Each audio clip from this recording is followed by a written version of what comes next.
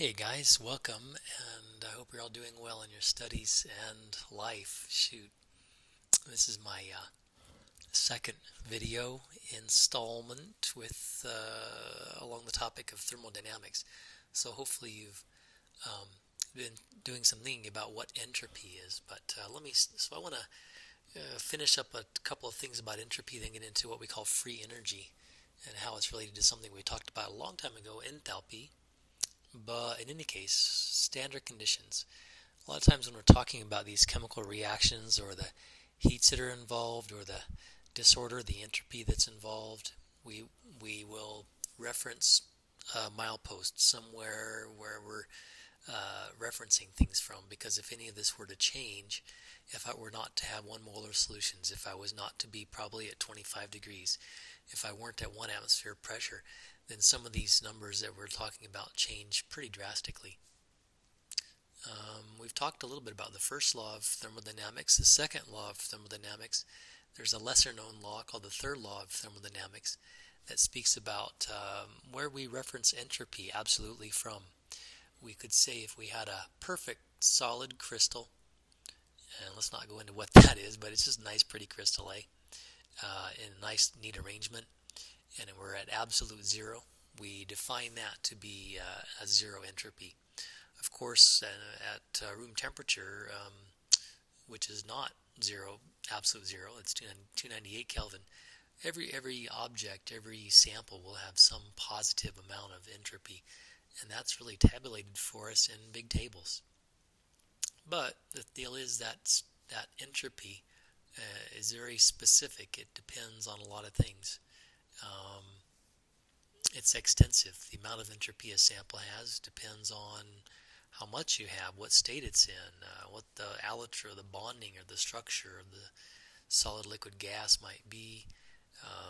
The complexity of the bonding and the size of the particles is just very, very dependent on many factors.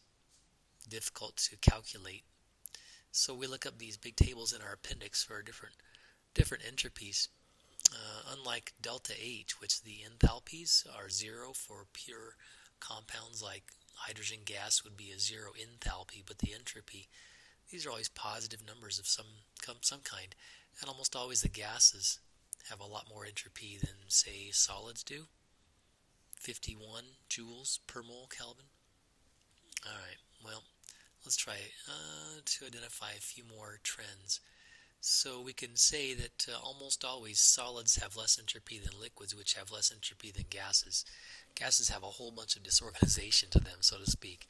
So a gaseous water, a mole of gaseous water, as compared to a mole of liquid water, where would a mole of solid water lie on this relative scale? I'm pretty sure it would be less than 78, because solids have less entropy than liquids.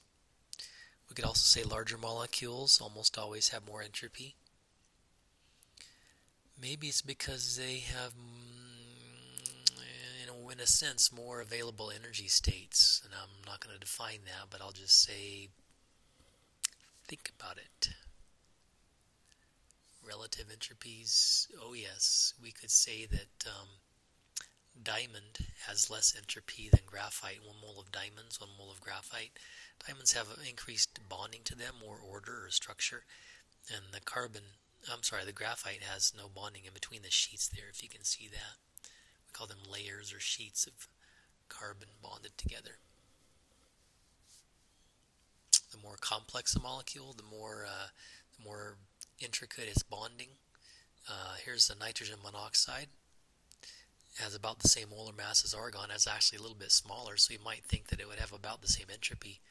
But since there's a bond in NO and there's no bond in argon, just a single atom, I have more entropy in the nitrogen monoxide. And similarly, continue on, larger and more complex bonding. So check out this, let's see, that would be ethene, double bond in there, I think. Yeah, right. And that has about the same molar mass as the carbon monoxide, but the bonding is a little bit more involved with this and this and this and this and this, as opposed to just that. And again, more entropy. Let's see. Oh yeah, dissolving a solid in solution, usually in water, creates a whole bunch more entropy. A mole of oops, sorry about that. A mole of potassium chlorate aqueous has a lot more entropy than a mole of potassium chlorate aqueous, 1 molar solution. But there's also a way to calculate this. If we reference these tables in the back of the book, or there it is, we reference these tables, and the lists are even more extensive than that little table there. We can actually use that info to estimate how the entropy has changed during a particular chemical reaction. And here it is. We've seen something very similar to it earlier. It's called products minus reactants. It's the entropy of the products minus the entropy of the reactants. That's the sum. We're adding up all the products. We're adding up all the reactants. If there's a number, a coefficient balancing the chemical equation, we have the number of moles of reactant and the number of moles of products. So I better give a couple of examples of this for sure. What's the change in entropy for the chemical reaction? 4NH3 gas plus 5O2 gas yields 4NO gas plus 6 water vapor moles. And simply put, I just write this, but if I'm just learning, I might also write the entropy of NO, the entropy of H2O, I have 6 of those, the entropy of 4 NH3 molecules, that's a reactant, and 5O2 molecules. And then I have to look those up on the table somewhere.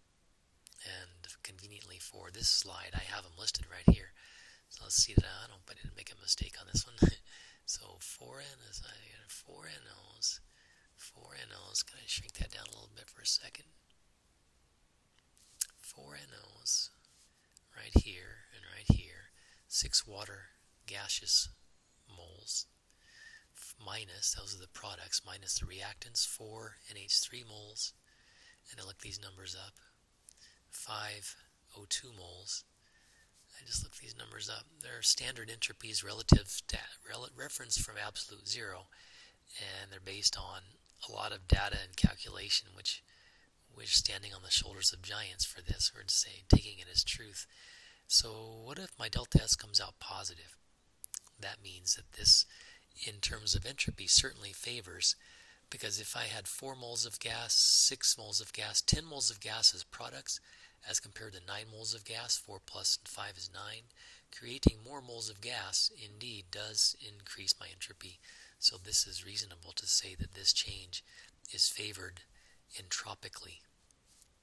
If you feel brave, you could pause the video right now and try this on a piece of scrap paper.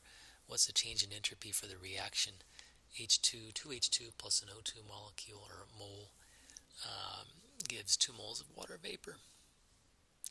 Or, just keep going. There's the answer. And again, I wrote that out very similarly to what I had before. What is that? 2 molecules of water. That's the product and reactants. Negative entropy change means it's not really favorable. So, even though we know that this explosion likes to occur, going from 1 to 3 moles of gas to 2 moles of gas is not favorable in terms of entropy, but we know the enthalpy or heat change here is great. So, of course, that reaction wants to go. Alright, sorry, I got to pause this for just a second.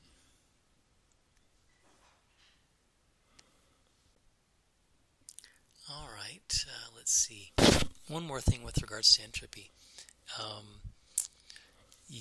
So when my system changes, when heat flows into or out of my system, if the heat flows into the system, a container, then it flows out of the surroundings. But if it flows out of the system, then it flows into the surroundings.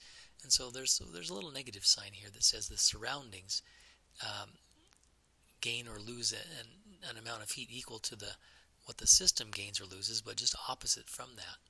So if we think back to an earlier chapter, actually last semester, and equate the heat to the enthalpy change in many cases, especially if I'm talking about a per mole idea, here's the equation. The change in entropy of the surroundings is equal to the negative of the enthalpy change divided by the temperature. and that is worth practicing a few times. So let's try a couple of those. Let's see, here's one. Calculate the entropy change of the surroundings in the room at 25 degrees if I were to burn 1 mole of propane and 5 moles of oxygen. I have a delta H of the reaction. That's quite a bit of energy, and if I consider the temperature at which it was done at room temperature, although it's very exothermic, right? The change in entropy of the surroundings is positive 6 kilojoules, 6.8 kilojoules. That's quite a bit of entropy change in the surroundings. I guess in a sense you could say the surroundings get more chaotic or more disorganized as a result of that enthalpy flowing into them. If you feel brave, you could pause it right now and see what you think about this, or I'll just tell you the answer. If you're not pausing, I don't blame you. Let's see. A reaction shown below, delta H. Oh, so it's endothermic, a positive delta H of reaction. Determine the delta S of the surroundings, delta S of the system, where the process is spontaneous. Did I answer this question? I didn't. Fine, I'll do it now. Let's see. Determine the delta S of surroundings. How about if I divide this by 298 Kelvin? That'll give me the delta S of the change in entropy of the surroundings. It would be negative, wouldn't it? So if the energy flows into this, then that energy must come from the environment. Delta S of the system, that would just be the negative of this one, and whether the process is spontaneous. Let's see, if the delta S is negative for,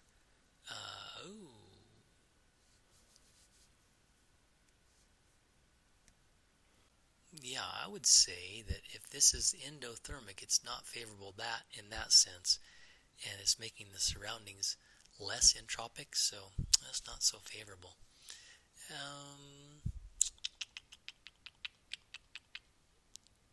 Let me introduce an equation here, and then I'm going to pick it up again in the next video. It's called free energy, and it's sometimes called Gibbs free energy, named after the dude that came up with the idea. And it has something to do with the total amount of energy available, the energy available to sort of suss out of a chemical process, or it doesn't have to be a chemical process, but usually free energy is used with regards to chemical processes.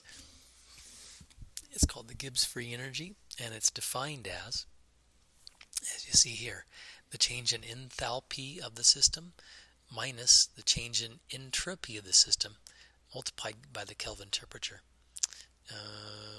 This is supposed to be at a constant temperature and pressure, and things aren't changing drastically as the chemical reaction changes. Also, we're thinking about these delta H and delta S as staying approximately constant at slightly different temperatures. But I will say this, last spiel. The free energy. To be spontaneous, for a reaction to want to go forward from left to right as written, then we should be able to calculate a delta G of free energy as change in free energy as being negative. It's very closely related, as you can see in this equation. The delta G is very closely related to the delta H, especially because the delta H is often so large in kilojoules, and the delta S number is often only in joules. But in any case, we'll get to more of that later. For now, let's just say, remember this, and it might make more sense as we go into a few more examples. If the delta G is negative, the reaction wants to go forward. Oops, forgot my U. Spontaneous. Yeah, there we go. There's the U. That's embarrassing. Typo. If the free energy is calculated to be positive, then that's non-spontaneous. It does not want to go in the forward direction. And if in the rare case delta G came out to be 0, the system is at some kind of an equilibrium. Alright, I gotta pick this up again later, guys. Thanks. See you in class.